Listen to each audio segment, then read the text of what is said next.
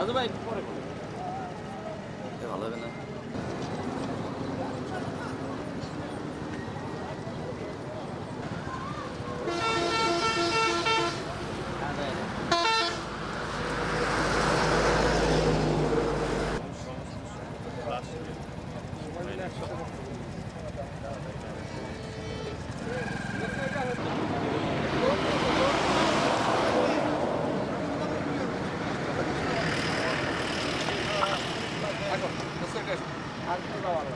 সোজা হন সোজা হন সোজা হন সোজা সোজা সোজা এদিক এদিক লাগ এদিক লাগ দেখে আপনার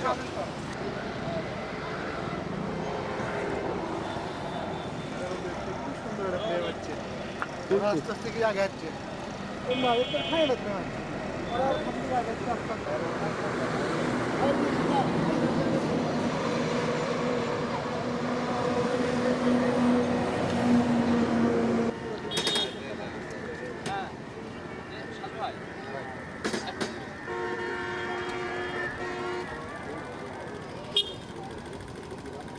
বলছিলাম ওনাদের মসজিদের সাইনবোর্ড কি কথা বল এবং আমাদের মিথ্যা মামলা দিচ্ছি মামলা প্রতিবাদ করছি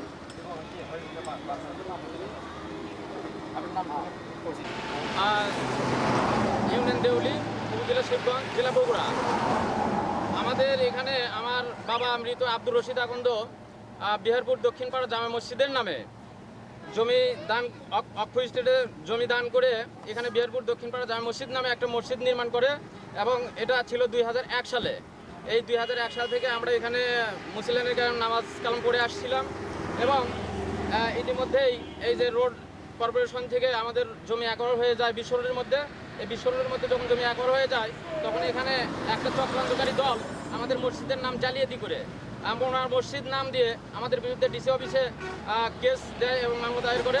ডিসি অফিসে দীর্ঘদিন 1.5 থেকে 2 বছর যাবৎ এই মামলার পেছনে আমরা হয়রানি পেরেশানি হয়ে ডিসি স্যার আমাদের সব কাগজ পর্যালোচনা আনতে আমাদের বিহারপুর দক্ষিণপাড়া জামে মসজিদের নামে আজকে হস্তান্তর করে বিহারপুর দক্ষিণপাড়া জামে মসজিদের সেক্রেটারি রায়হানুল ইসলাম বরাবর এবং যার রসিদপত্র সব কিছু ডিসি অফিসের পেপার আদি ক্লিয়ার আছে।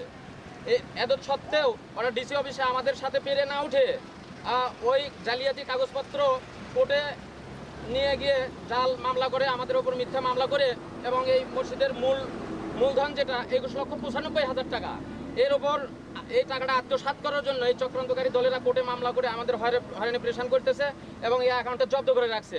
আমি দেশবাসী এবং মুসলমানদের ওপর আমার আকুল আবেদন, আমি আজকে আসি কালকে নাই, আপনারা সবাই স্বচক্ষে এখানে হৃদয়বান এবং যারা মুসলমান ধর্মীয় প্রতিষ্ঠানগুলোকে ভালোবাসেন তাদের কাছে আমার আকুল আবেদন, আমার অবর্তমানে এই মসজিদ প্রতিষ্ঠান যেন বিহারপুর দক্ষিণপাড়া জামে মসজিদ নামে এবং এখানে যত মুসল্লি আছে তারা যেন সুষ্ঠুভাবে সারা জীবন নামাজ কালাম করতে পারে। এইভাবে আপনারা একটু তদারকি করার চেষ্টা করবেন। এটা দেশবাসীর সকল মুসলমানের উপর আমার আপ্রাণ আকুল আবেদন। এবং এখানে শুধু এই নয়, ওরা কথা নিয়ে আসছে যেতে পরে যে বিহারপুর দক্ষিণপাড়া জামে মসজিদটা আমরা যে কোনো এই যে এলাকা ভিত্তিক প্রশাসনকে জড়িয়ে নিয়ে প্রশাসনের ভয় দেখে ওরা মোনার মসজিদ নাম দিয়েছে। এবার এই বিহারপুর মসজিদ নামের সাইনবোর্ড, বিহারপুর দক্ষিণপাড়া মসজিদ, এই সাইনবোর্ড ওঠার পর ওরা আরও ক্ষিপ্ত হয়ে উঠছে এবং এরা বলতেছে এই মসজিদ এখানে ধূলিসাৎ করে দিয়ে মন্দিরে পরিণত করবো প্রয়োজনে, তবু আমাদের জেদ আমরা ছাড়বো না। আমি উপরন্তু কোনো উপায়কুল না পেয়ে আমি হাইলাইটিং করতে আজকে বাধ্য হয়ে গেছি। আপনারা সবাই আমার সহযোগিতা করবেন। আমার কথা এই মুসলমানদের রিকোয়েস্ট করব, মসজিদের জন্য সহযোগিতা করবেন, আমার জন্য সহযোগিতা নয়। আমি আজকে এখানে আছি কালকে নাই, আর এখানে আমার ব্যাকগ্রাউন্ডে প্রশাসনের ভয়ে কেউ মুখ খুলতে নারাজ।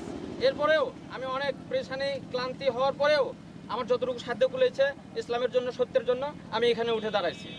অতি তাড়াতাড়ি এই অবকাঠামের টাকা 22,23,621,95,600 কয়েক টাকা আসছে। এটা দিয়ে খুব আমাদের সাথে খুব তোড়জোড় শুরু করে দিয়েছে। আমরা চাচ্ছি যে এই মসজিদটা তাড়াতাড়ি হোক, আমরা সবাই মিলে নামাজ পড়ি একসাথে। আমি এই বলেই আমার বক্তব্য আমি পাশের বরাবর এই রাস্তার কিছু জায়গা একর হলে আমরা ক্ষতিপূরণ বাবদ 21,95,000 টাকা মসজিদের ক্ষতিপূরণ বাবদ পাই।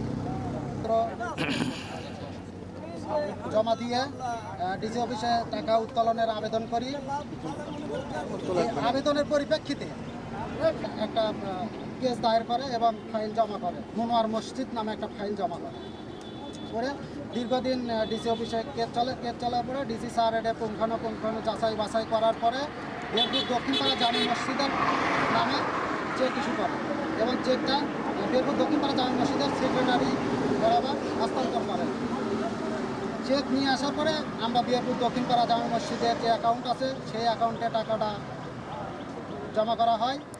জমা করার পরে যারা এখানে এরা বিশৃঙ্খলা এবং এই টাকাটা আত্মসাতের পায়তারা চালাচ্ছিল প্রথম থেকে শুরুর থেকেই তারা কোর্টে যায় আবার মামলা করে এর বিরুদ্ধে এই টাকাটা তাদের হাতে নেওয়ার জন্য, এই মনোয়ার মসজিদ নামে যে মামলা করে তাদের হাতে এই টাকাটা নেওয়ার জন্য। এবং এক ঊর্ধ্বতন কর্মকর্তার বরাতে তারা এই এলাকায় অনেক মানে অশান্তিমূলক কাজকর্ম করতেছে, আমাদেরকে অনেক দাবানো শাসানো কেস হয়রানি কেস হয়েছিল, সেই কেসের মধ্যে আমাদেরকে জড়ানোর জন্য একটা পায়তারা করতেছে।